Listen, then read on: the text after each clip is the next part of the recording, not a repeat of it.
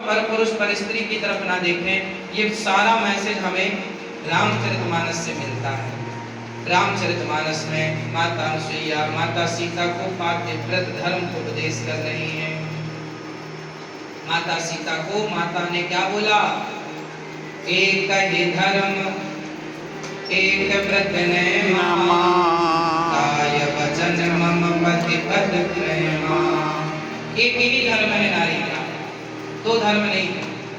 अब देखिए सारी चीजों को रामचरितमानस में कितने बढ़िया तरीके से प्रतिपादित किया गया है, समझाया गया है। नारियों का धर्म क्या है तो रामचरितमानस उठाओ, पुरुष का धर्म क्या है तो रामचरितमानस उठाओ, पुत्र का धर्म क्या है तो रामचरितमानस उठाओ, भाई का धर्म क्या है तो रामचरितमानस उठाओ, पिता का धर्म क्या है तो रामचरितमानस उठाओ, मित्र का धर्म क्या है तो रामचरितमानस उठाओ।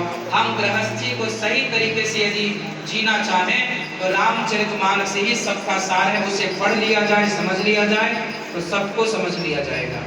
राम एक अच्छे राजा हैं, राम एक अच्छे पति हैं, राम एक अच्छे पुत्र हैं, राम एक अच्छे मित्र हैं। क्या नहीं है राम के अंदर गुण?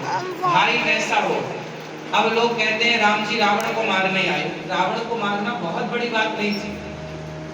बात समझिए, यदि राम ना आते तो रावण तो मर ही जाता, लेकिन फिर भरत और राम के इस भाई भाई के प्रेम को कैसे समाज में जाना पहचाना जाता? भाई कैसा हो?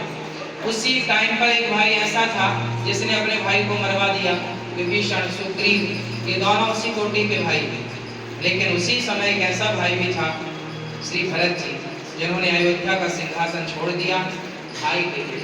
मतलब परिवार का किस प्रकार से आदर करना चाहिए, किस प्रकार से परिवार के अपने से बड़ों की रिस्पेक्ट करनी चाहिए, ये सब कुछ रामचरितमानस में है। हर स्त्री का, हर पुरुष का धर्म बहुत तरीके से समझाया गया है।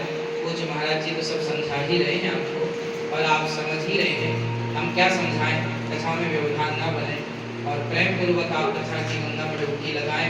राम कथा सुन रहे हैं बहुत कुछ सीख करके जाएं, खाली हाथ ना जाएं, ज्ञान का कलश लेकर जाएं, ज्ञान का अमृत लेकर के जाएं। कथाएं सुनने का अर्थ ये नहीं है कि हमने सुना हमारे सारे पाप खत्म हो गए कथा सुन के, नहीं। जब तक कथा सुन के धारण ना की जाएगी, उस कथा के शब्दों को जीवन में चरितार्थ ना किया जाएगा, तब तक कैसे काम बनेगा? जो कहा जाए, रामचरितमानस में कहा गया, धर्म न दूसर सत्य समाना, आगम निगम पुराण बखाना। सबसे बड़ा धर्म है सत्य। अब आप में से कितने लोगों ने सुना है झूठ बोलना पाप है, नदी किनारे सांप है? किसने सुना? बताओ। हम सबने बचपन में ये गाया, झूठ बोलना पाप, झूठ बोलना पाप है, नदी किनारे सांप है। काली जी आएंगी और सिर काट के ले जाएंगे। बचपन सबको पता है कि झूठ बोलना पाप है, लेकिन पता होने से काम हुआ क्या? देखो, हमारा कल्याण तब तक नहीं होगा जब तक हम उस ज्ञान को चरितार्थ ना करें, चरित्र में ना उतारें। अब पता तो आप सबको है कि झूठ बोलना पाप है, पर मान कितने लोग रहे हैं? भाई जान तो सब रहे हैं, जान लेने से काम ना होगा, मानने से काम होगा। आप जो आचार्य जी यहाँ सब बता रहे हैं, जो इस संसार में जितने भी संत जन हैं, गुरुजन हैं, कथा वाचक हैं, वो जो बताते हैं, ऐसा नहीं है कि वो आप लोगों को पता नहीं, सब कुछ पता होता है। भाई सच बोलना चाहिए किसे नहीं पता, दया करना चाहिए किसे नहीं पता, सब पता होता है। जानते आप सब लोग हैं, पर जान लेने से काम कहाँ होगा? क्या मानते हैं?